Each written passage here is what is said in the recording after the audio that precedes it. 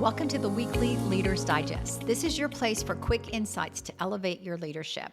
I'm Dana Williams, and I help corporate leaders lead from within because authentic leadership isn't just a buzzword, it's your competitive advantage. So speaking of leading from within, this month brings you two powerful resources. First, we're going to deep dive into productivity. We've been talking about it all month, and we'll continue to talk about it for the whole month of August. And we're specifically today going to talk about how to create sustainable high performance from your authentic self rather than external pressure. Second, love to give a shout out for the new book that we've been working on called The Internal Revolution. This is about leading authentically and building your personal brand from within. The book is going to be launching next month, and it's filled with frameworks like the ones we're exploring today. So our topic today is about energy management.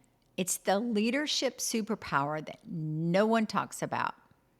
So here's what I hear constantly, and I'm sure this could be any of us. I've optimized my calendar down to the minute, read every time management book, but I still feel like I'm drowning. The problem? You're managing your time, not your energy.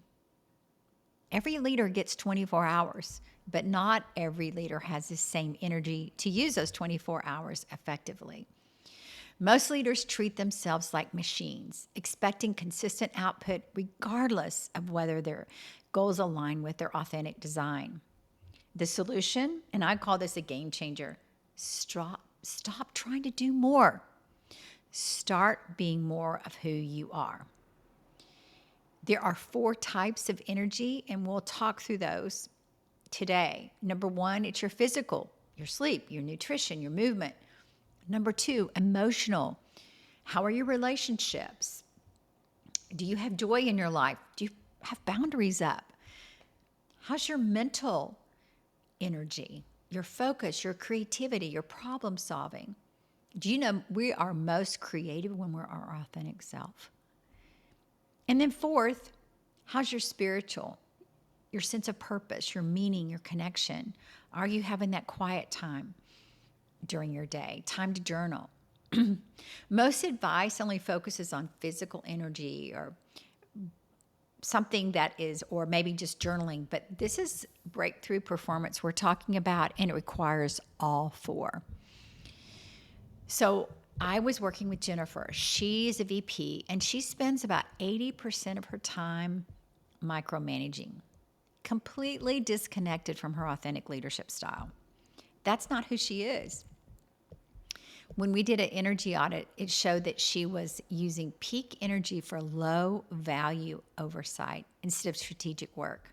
She has a lot of executing talent, so that gives her energy just to get things done, but it really wasn't feeding her authentic self. So we flipped her approach.